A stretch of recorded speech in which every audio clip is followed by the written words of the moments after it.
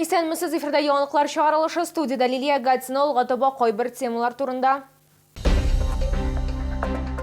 Роспотребнадзор ковидка бәйле шикләүләр турында яңалык җиткерде. Әлеге үзгәрешләргә нәрсә керә? Йортның плитәләре авария хәлендә, фатирларда суы 65-06 йортында яшәүчеләр йортларына зарлана. Чаллыда медицина хезмәткәрләре арасында йөзү буенча турнир үтте. Кайсы табиб җитезрәк булып чыкты? Роспотребнадзор ковидка бәйле шикләүләр турында яңалык җиткерде. Хәбәр ителгәнчә, битле кию һәм дезинфекцияләү үткәрү гамәлдә калачак. Әмма социаль дистанция саклауга бәйле шикләүләр гамәлдән чыгарыла. Әлеге үзгәрешләр ковид йоктыру очракларының кимүе белән аңлатыла. Эш бирүчеләргә элеккечә хезмәткәрләрнең температурасын үлчәргә һәм ОРВИ симптомнары булган очракта өйләренә җибәрергә, битле һәм антисептикны эш урыннарында бирергә киңәш ителә. Һәр сменадан соң дезинфекция чаралары белән җыештыру эшләре башкарылырга тиеш. Теманы дәвам итеп, Татарстанда соңгы тәүлектә COVID-19 коронавирус инфекциясы йоктыруның 1997 яңа очрагы ачыкланган, шуларның 260-ы 18 яшькә кадәр булган балалар. Татарстан Республикасы Сәламәтлек саклау министрлыгының хәбәр итүләренчә, 193 кеше хастаханәгә салынган. Иң күп авыручылар Казанда 1128 кеше һәм Чаллыда 70 кеше.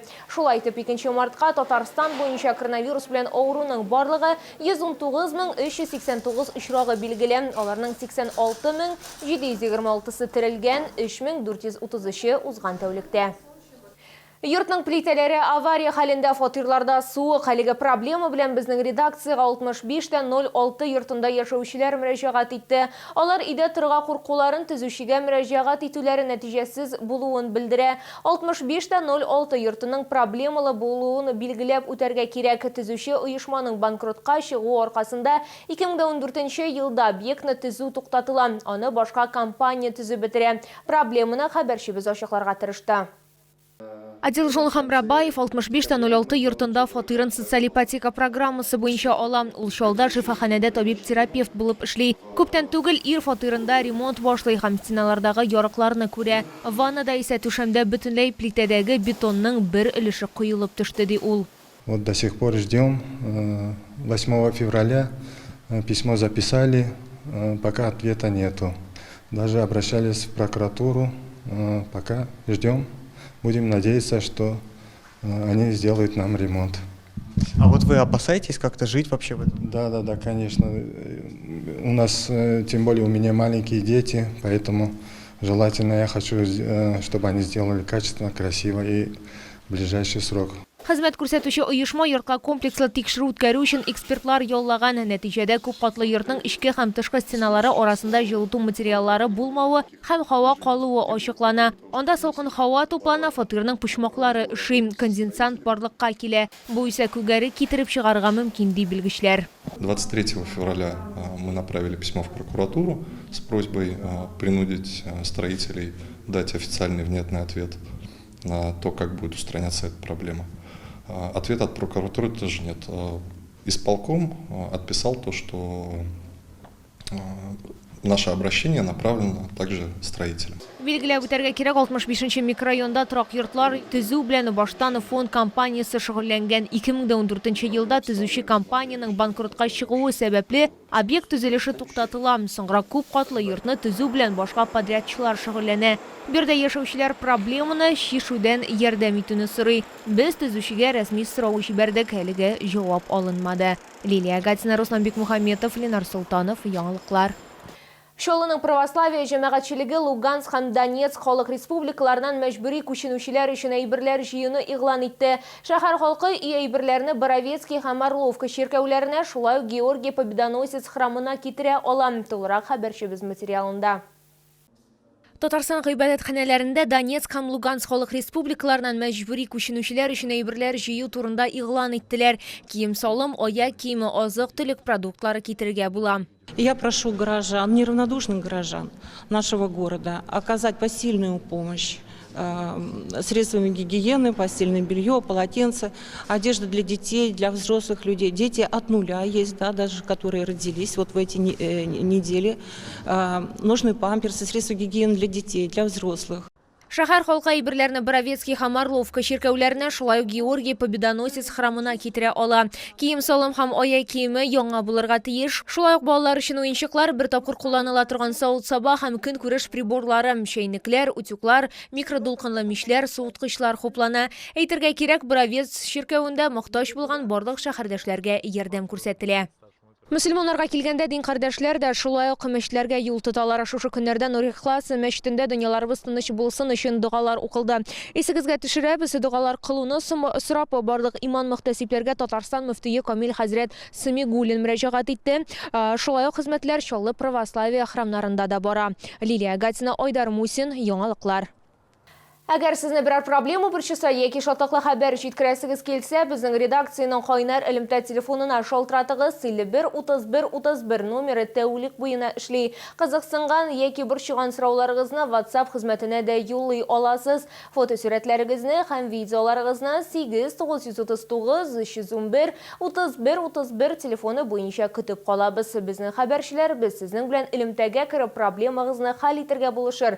Кирәкле җитәкчеләр белән күзгә-күз очрашырга ярдәм итәр. Бәлки нәкъ менә киләсе чыгарылышта сезнең мәсьәлә хәл ителер.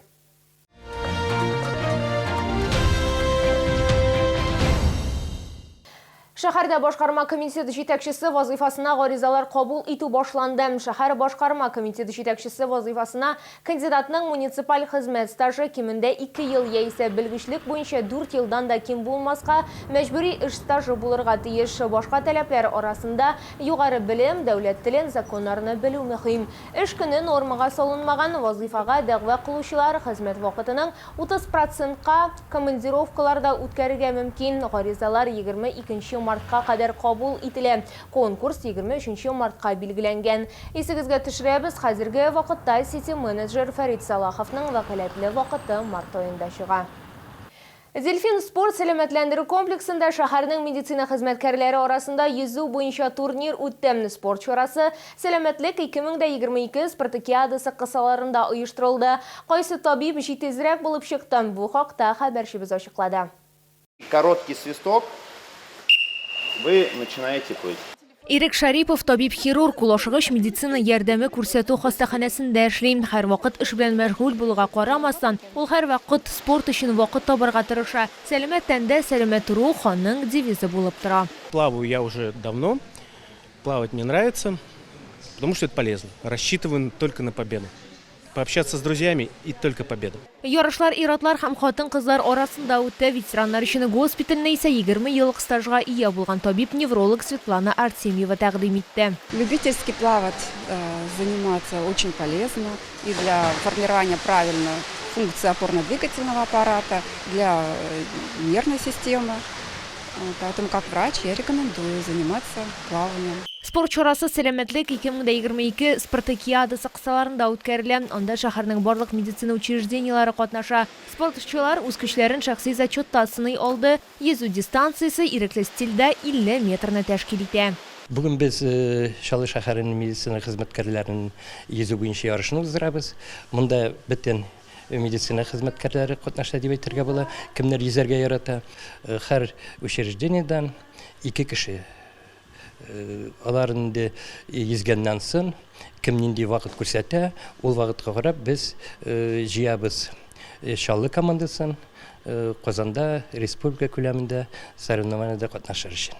Ир-атлар арасында иң яхшы нәтиҗәне 4-нче шифаханәдән Михаил Андреев күрсәтте. Хатын-кызлар арасында 1-нче урынга ветераннар өчен госпитальдән Светлана Артемьева лаек булды. Лилия Гатина, Ленар Солтанов, яңалыклар.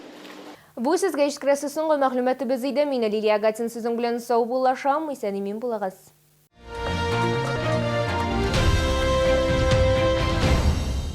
Рустикс Детейлинг. Наномойка, бронирование кузова, химчистка, удаление царапин, полировка фар и кузова, нанокерамика. Телефон 783 001.